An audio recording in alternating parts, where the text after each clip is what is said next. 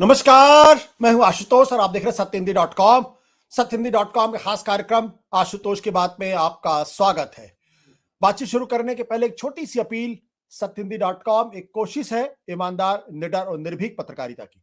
हम अपने उन लाखों दर्शकों के शुक्रगुजार हैं, लाखों की संख्या में हमारे कार्यक्रमों को देखते हैं और हमारी हौसला अफजाई करते हैं। हम उनसे एक और छोटी सी गुजारिश करना चाहते हैं, आप न केवल हमारे कार्यक्रमों को देखें बल्कि आप थोड़ी सी हमारी आर्थिक मदद भी करें। आप इस वीडियो के डिस्क्रिप्शन में जाएं, सत्य हिंदी के सदस्य बने, थोड़ा सा आर्थिक भुगतान करके हमारे लिए बहुत बड़ी मदद होगी। और अब आज की बातचीत शुरू करते हैं। हम ये कह सकते हैं कांग्रेस पार्टी ने अपने राजनीतिक जीवन का या अपने चुनावी जीवन का सबसे बड़ा जोखिम उठाया है। सबसे बड़ा जोखिम इसलिए कह रहे हैं क्योंकि अपने चुनावी इतिहास में शायद सबसे कम सीटों पर कांग्रेस पार्टी चुनाव लड़ने जा रही है। यह बात कांग्रेस पार्टी की बैठक से निकली और इंडियन एक्सप्रेस ने जो अपनी रिपोर्ट फाइल की है, उस रिपोर्ट के हिसाब से कांग्रेस ने तय किया है कि 255 सीटों पर ही वो लोकसभा में चुनाव लड़ेगी। और ऐसा उसने कांग्रेस की जनरल सेक्रेटरीज, कांग्रेस के तमाम राज्यों के इंचार्ज और दूसरे पदाधिकारियों की मौजूदगी में ये बात कही गई है और इस पर एक तरीके से मुहर लगाई गई है। हालांकि अभी तक इस बात की कोई औपचारिक घोषणा नहीं हुई है, लेकिन इंडियन एक्सप्रेस की यह खबर अभी तक कॉन्ट्रडिक्ट नहीं की गई है और ना ही इसके बारे में कोई किसी तरीके की कोई आपत्ति दर्ज कराई गई है। तो लिहाजा ये मान के चलते हैं कि कांग्रेस पार्टी ने सिद्धांत के तौर पर यह तय कर लिया है कि पिछली बार की तुलना में काफी कम सीटों पर वो चुनाव लड़ेगी।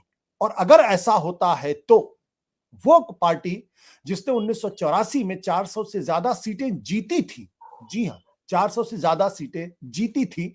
आज की पीढ़ी को यह बात अतिशयोक्ति लग सकती है, लेकिन तब 1984 में कांग्रेस पार्टी ने 400 से ज्यादा सीटें जीती थी। आज वो पार्टी अगर 300 से कम सीटों पर खुद चुनाव लड़ने के बारे में सोच रही है तो इसके पीछे की रणनीति क्या है? क्या यह रणनीति कांग्रेस और भारतीय जनता पार्टी के बीच में एक तगड़ा मुकाबला पेश कर पाएगी, इंडिया गठबंधन को मजबूती दे पाएगी, या एक बड़ा गैम्बल जो है वो टाइम फिस हो जाएगा?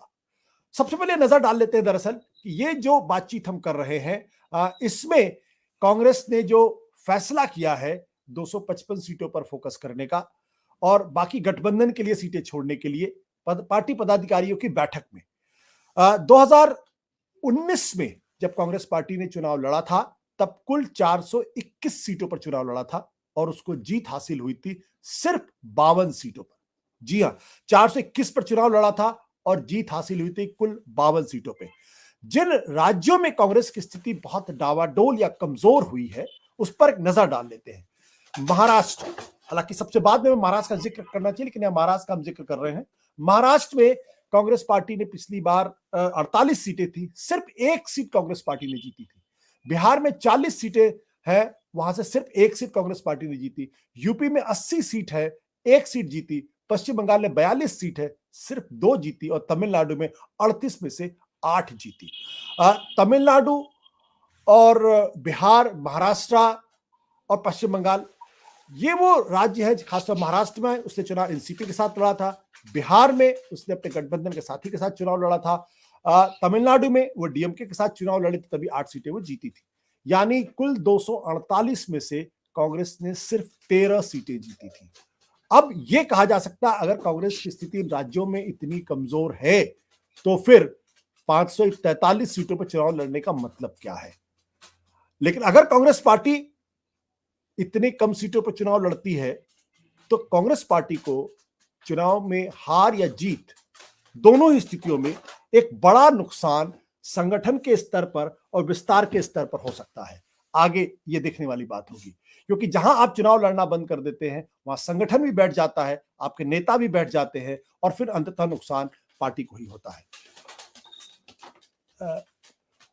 बातचीत करेंगे, अपने मेहमानों का इस वक्त हम परिचय करा देते हैं। हमारे साथ इस वक्त मौजूद है विजय त्रिवेदी, राकेश पाठक और कार्तिकेय बत्रा।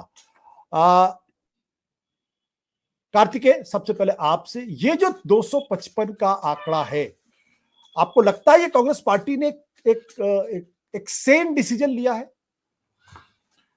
पहली बात तो आज जी वो जो ग्राफिक आया था उसमें तमिलनाडु का शायद इंक्लूजन सही नहीं था, क्योंकि 38 में 8 में कांग्रेस ने सारी सीटें नहीं लड़ी थी।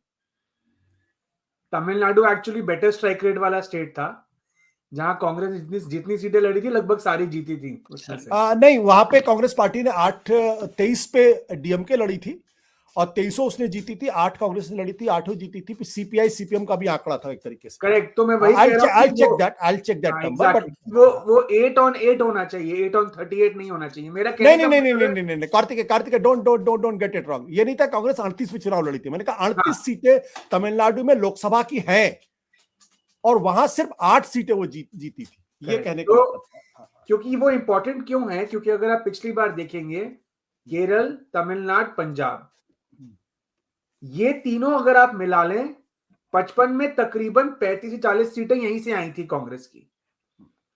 तो कांग्रेस का स्ट्राइक रेट, क्योंकि कांग्रेस तकरीबन 4.25 सीटें लड़ी थी पिछली बार, बाकी सीटों पे कांग्रेस स्ट्राइक रेट 5% था।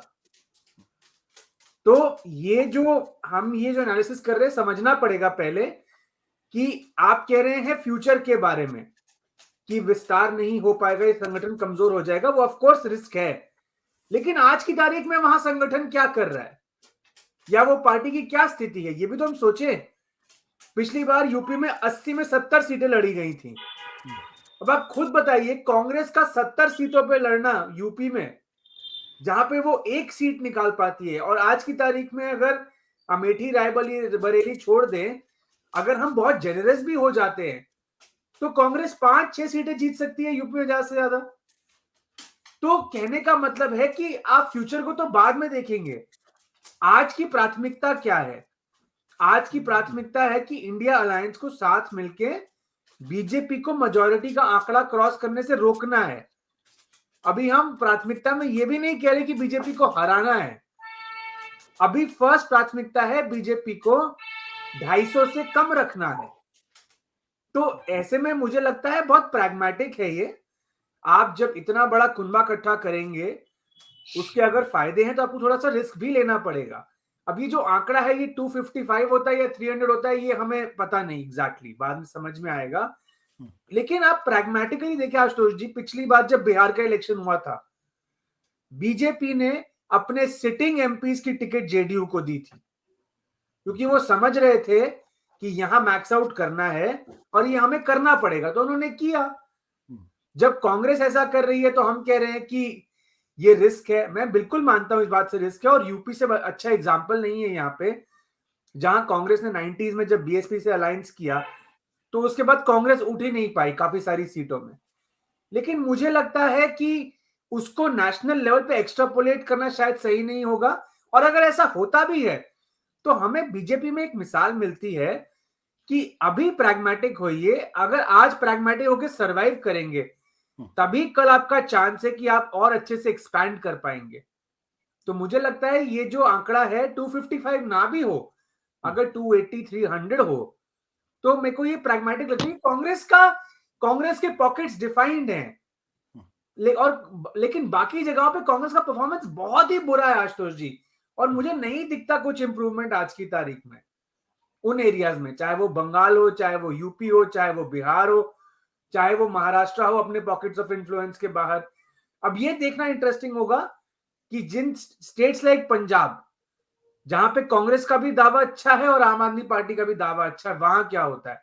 बट ऐसी जगहें कम है, मोटा मोटी आपको जरूरत है अलायंस पार्टनर्स की। तो मुझे लगता है कि ये प्रैग्मेटिक होगा, और अंततः सीट शेयरिंग, एक बात और मैं जोड़ दूं इसमें आशुतोष जी, सीटें जितनी ज्यादा आप लड़ेंगे उतने आपको संसाधन भी चाहिए फिर, और कांग्रेस वो कार्तिकेय संसाधन पे बाद में बातचीत करेंगे। अब आज की तारीख में कांग्रेस पार्टी ने अगर इंडिया गठबंधन बनाया है तो 2024 के चुनाव में इंडिया गठबंधन बनाने का एकमात्र कारण ये किसी तरीके से भारतीय जनता पार्टी को तीसरी बार सत्ता में आने से रोकना है। और सत्ता में आने से रोकने के लिए जो भी जोखिम उठाया जा सकता है या जो भी दांव या गैम्बल खेला जा सकता है, वो दांव या गैम्बल कांग्रेस पार्टी खेलने के लिए तैयार है। कम से कम इंडियन एक्सप्रेस की इस रिपोर्ट के आधार पर यह कहा जा सकता है कि यह एक्सेप्टेंस कांग्रेस ने कर ली है। सत्य हिंदी का ऐप डाउनलोड करें गूगल प्ले स्टोर पर।